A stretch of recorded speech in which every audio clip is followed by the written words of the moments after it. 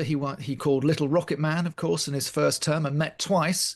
And he reminisced about crossing into crossing the border into North Korea when he visited the border, which was a historic moment during Trump's first term. Of course, all those talks came to nothing because at the second meeting in Hanoi, Kim Jong Un tried to push for a few more concessions than the Americans were willing to give, and Trump basically walked him and his entourage out and away from it, and the talks broke down completely. But having said that, he was very upbeat about perhaps rekindling his relationship with the North Korean leader and perhaps having a visit. They said they could even go together. Donald Trump has been entertaining today, hasn't he? South Korea's President Lee Jae-myung. They discussed their joint economic and security ties, but the summit got off to something of a rocky start thanks to Donald Trump's use of Truth Social. Ahead of the meeting today, he wrote in capitals on Truth Social, "What is going on in South Korea?" and claimed the country was undergoing a purge or revolution which would prevent the US from trading with it. He clarified today in the Oval Office that he heard there were raids on churches in South Korea and that the government went into our military base, the US military base there, and got information. That's a bit of a plot twist, isn't it, David? Yeah, I think Donald Trump's heard that the previous president of South Korea was impeached. And that's a bit of a alarm bell for Donald Trump, of course, because he was impeached twice. Both times, he says, it was completely a political attack by his opponents. And so I think he was wary of the new left-leaning president of South Korea ahead of his visit. But once he got him face to face, and we do see this sometimes with President Trump, the harsh language that's used in the posts on social media are not followed through necessarily when they meet face to face and they're having a greeting in the Oval Office. That hasn't always been the case, of course. There's been some pretty big clashes in the Oval Office, but on this occasion, there were no screens, there were no videos brought out, no props. They were talking through interpreters, which I think does take the sting out of it a bit, because they both got to wait for the jokes to be told back and forth by the interpreters to each other. But it was actually a very convivial meeting, because Donald Trump had got a lot off his chest just an hour or so before, and a very long appearance in the Oval Office to sign some executive orders beforehand. And it transpired when he was sitting down with the South Korea president that he said, "Oh, perhaps there was a misunderstanding about the churches, and I'm sure we can clear it all up when we talk." And of course, the South Korean president was extremely nice and flattering, and talking up how Donald Trump was a peacemaker and was his office was all bright and beautiful. He said all the gold leaf, of course, has appeared in the Oval Office, and he was full of praise for his environment there. Donald Trump says he wants to meet Kim Jong Un, North Korea's president. That sort of came up, didn't it, in discussions today? This was probably the more interesting aspect of the South Korea meeting, was that he was asked by journalists about whether he was back in touch with the dictator he called Little Rocket Man, of course, in his first term, and met twice. And he reminisced about crossing into crossing the border into North Korea when he visited the border, which was a historic moment during Trump's first term. Of course, all those talks came to nothing because at the second meeting in Hanoi, Kim Jong Un tried to push for a few more concessions than the Americans were willing to give, and Trump basically walked him and his entourage out and away from it, and the talks broke down completely. But having said that, he was very upbeat about perhaps rekindling his relationship with the North Korean leader and perhaps having a visit. They said they could even go together. he suggested to the South Korean leader. Yes, the South Korean leader saying he hopes Trump will be a mediator in restoring peace on the Korean Peninsula. On the subject of peace and of trying to end wars, we also heard from Donald Trump today about, well, some of his sort of favourite areas of discussion, foreign policy concerns, and addressing some of those, including saying he believes that Vladimir Putin and Volodymyr Zelensky should meet without him. Let's have a listen. It takes two to tango, I always say it. And they should meet, I think, before I have a meeting and probably close the deal. But I think it's appropriate they meet. They do not exactly get along well, as you can understand. And I'm sure it's a meeting that perhaps he didn't like.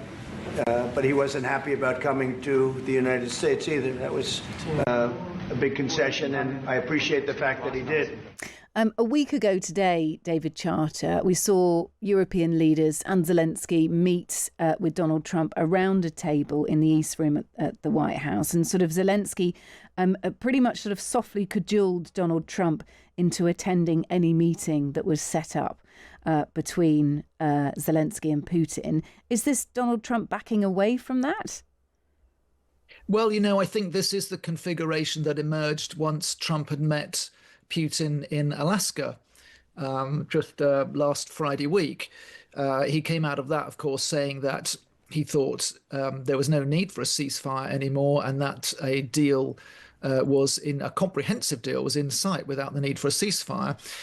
But the first step, and I think this has been on Trump's mind ever since he met Putin, would just be between the Russians and the Ukrainians. Then there would be a follow-up where he would step in and be the mediator who clinches the deal and signs it, and that's the bit he's looking forward to most, I think. The problem is, of course, that ever since Alaska and then the Monday meeting with Zelensky that he referred to, the Russians have been putting up various obstacles to meeting directly with Zelensky, not least Sergei Lavrov appeared on the weekend on NBC's Meet the Press and told them that Zelensky wasn't considered a legitimate leader and perhaps they should meet at a lower level. And if they were to meet, well, it would have to be on the condition that it's recognized that Zelensky isn't the legitimate leader of Ukraine. And of course, so all these obstacles are beginning to appear. And once again, I think the ball is really in President Trump's court. I mean, if he wants this peace process to go forward, he's going to have to take some sort of action. Last Friday, he said he would weigh it up over the next 2 weeks, which is a bit of a familiar time frame for Trump. In fact, he said back in May that he would take 2 weeks to decide whether this was going to work or not. And here we are again. We're going to wait for a fortnight. All right. Well, look, all the talk about ending wars, he also had something to say on the conflict in Gaza today. But as a sidebar, Donald Trump made a surprising admission that he's thinking of changing the Department of Defense to the Department of War. Right. Hang on a sec, David. I've got a clip of this. Sorry. I'll just play it through. And I think that we will have, I think within the next 2 to 3 weeks, you're going to have pretty good conclusive ending. It's a hard thing to say because they've been fighting for thousands of years. We'll just fade that one out. That one's on Gaza. Let's play Donald Trump on the Department of War. Pete Hegseth has been incredible with the, as I call it, the Department of War. We call it the Department of Defense, but between us, I think we're going to change the name. You want to know the truth? I think we're going to have some information on that maybe soon. But I think because, Department of Defense, we won the World War I, World War II. It was called the Department of War. And to me, that's really what it is. It's defense is a part of that. But I have a feeling we're going to be changing. I'm talking to the people. Everybody likes that. Right. So he won World War I and World War II. We should add that to his chit list of wars won, shouldn't we, David? But this is interesting. I mean, this is sort of vintage Donald Trump, isn't it? Yeah, he's mused about this a little bit before, but it actually seems to be happening now because he mentioned this to Pete Hegseth, who's the defense secretary, the former Fox News presenter, who's a defense secretary. Hegseth seemed to say that words to the effect that, oh, he actually said, "That's coming soon, sir." So it sounds like he's going to rename the Defense Department as a Department of War, which is, again, this is what it was named under George Washington, of course, and it lasted all the way through to the Second World War, when after the end of the Second World War, it was decided to symbolize the more defensive posture of the United States by calling it the Department of Defense. Well, that obviously hasn't stopped America from fighting wars, but to me, it seems really out of step with what we heard a lot from earlier in the presidency from Trump, which was that he wanted to be known as a peacemaker and that his policy was going to be peace through strength. That doesn't sit very well with the idea of a Department of War, but it is something That's a good point. Yeah, Trump's taken this very aggressive posture using troops, mainly domestically, actually, to go onto the streets of America. And this seems to be perhaps looking forward to the midterms now. I think he wants to look like a very tough president because he thinks that fires up his base and brings people out to vote for the Republicans.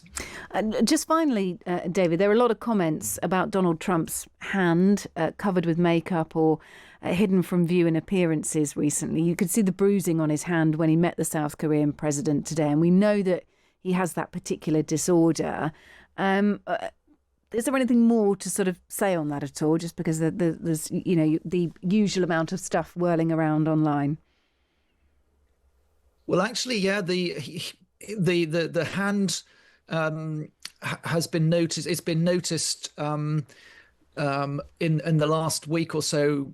Much more prominently, that it's been covered with perhaps a kind of a cream or a concealer at the back of his hand, where he may have had perhaps a needle inserted for some reason. The White House, as you know, did come out in July and say he'd got something called chronic venous insufficiency, which isn't life-threatening, but it does mean that the veins don't work properly. The blood isn't moving around the body as it should, and that he does need treatment for it.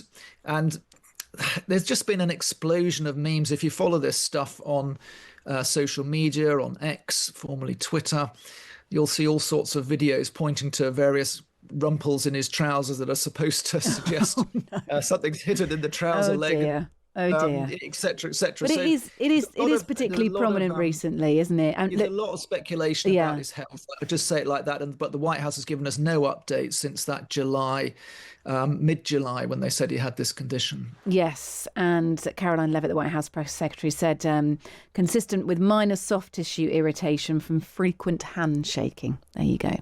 As ever, a real pleasure, David Charter. Thank you for being with us. David is the assistant US editor of The Times, and you can read David's work and that of his colleagues across The Times online at thetimes.com and, of course, daily in the paper. Thanks, David. Good to have you with us.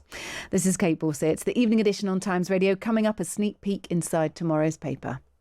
Wake up to Britain's brightest business bulletins with Times Radio business correspondent Dominic O'Connell. For the latest business news and what it means for your money, join me, Dominic O'Connell, throughout breakfast every morning from 6. Get expert insight and analysis in one essential breakfast briefing. Business Bulletins with Times Radio business correspondent Dominic O'Connell on Times Radio. It's the business. The Story, the award-winning daily news podcast from The Times. Listen in the Times Radio app or wherever you get your podcasts. It's the last few days of the Furniture Village sale with final reductions on